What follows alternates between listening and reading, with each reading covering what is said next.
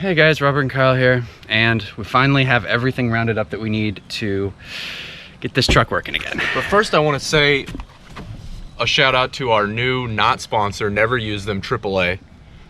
They're on blast for not towing the car 2 times in one day. Why do you pay for AAA if you can't get it towed whenever you want? I pay for it, I should be able to do it. So what happened when we went to get the AC discharged is they actually... I'm trying to be environmentally responsible. We're trying to be environmentally responsible, so we had the car towed to a local shop. It's about a mile away to discharge the AC. I didn't want to have it towed there, but it literally is undrivable right now. So when I called to get it towed back, AAA called me up and said, we're not going to tow it, we just towed it. So you're going to have to do it yourself. So I ended up having to pay someone to tow it back. It cost like 90 bucks. But it's what you get for trying to be environmentally friendly, I guess. Anyway, we're going to get this thing up in the driveway and get the... start getting this engine out.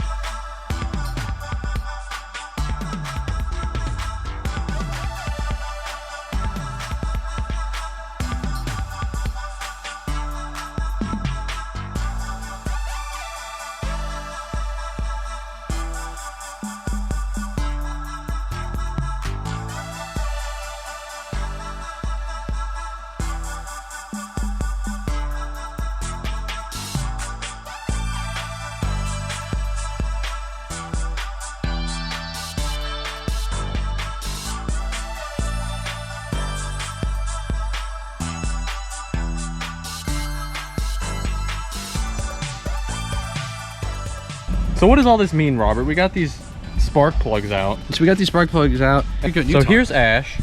You can see all that. That's a giant ash buildup, typical of a bunch of oil, according to the manual. This is the one from the blown cylinder.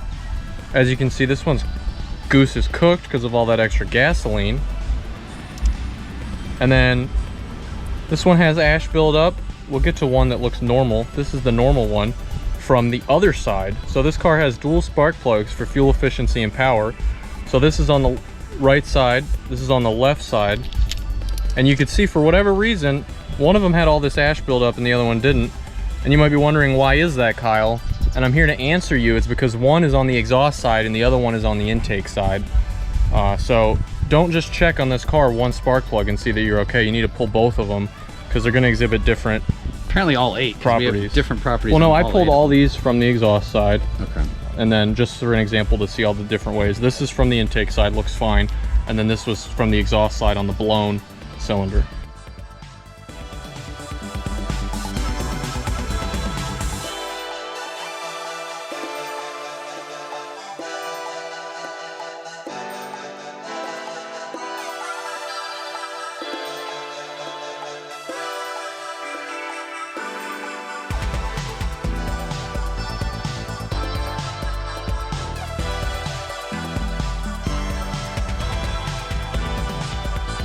We got the thermostat out, and I haven't pulled it out yet, but there's a little tree branch stuck in it. I'm pretty sure when we replaced the water pump, we doing it on a windy, rainy day.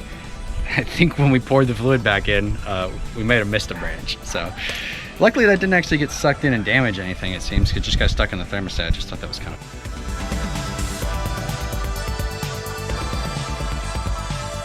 After 3,000 miles, our water pump still looks really good. This one, it's actually kind of cool we get to see it so close to when we replaced it. Basically all the blades don't have any electrolysis on them, and it actually has all of its blades still. So that's awesome. We just got to clean up the mating surface a little bit. Still use this guy.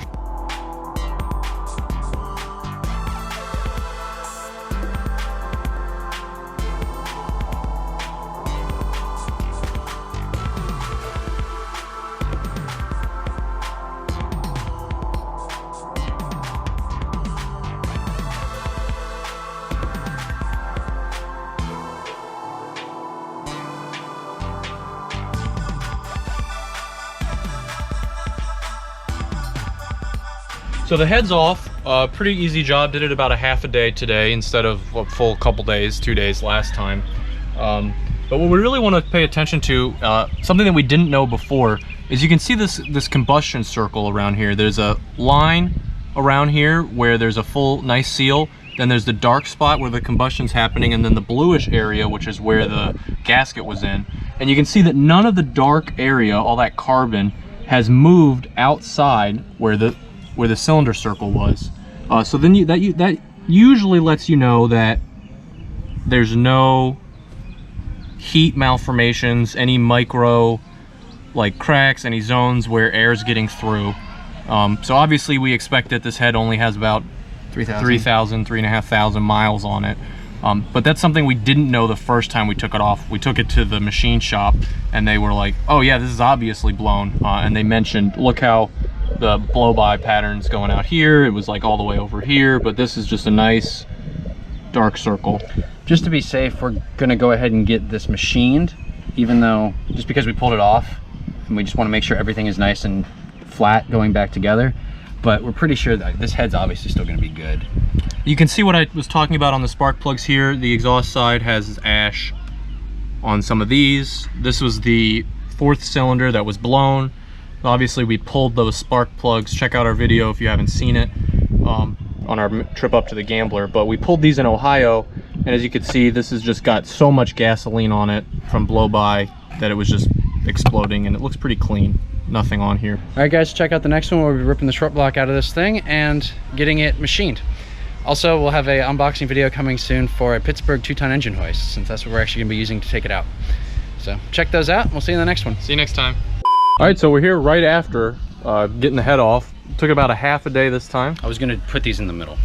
Oh, in the middle? There's gonna be a cut to the spark plugs, cut to the water pump, or thermostat, Got it. cut to the water pump, cut to the head, in between the time lapse, just so it's not like you did a 10-minute time lapse. Okay. So we got the spark plugs out. Well, you can see the head. This is afterwards. We shot all this afterwards, and we're gonna splice this in. No, well, you can't see them now, can you? They're right there. The head's here. Yeah, but that's fine. We got all the other things here too. The head studs are out. You're not fooling anybody. I don't care. Turn around over here. The head's out. Fuck. You're not fooling anyone, and you gotta leave all this in. No, you have to leave all this in as an outtake. Oh shit. All right.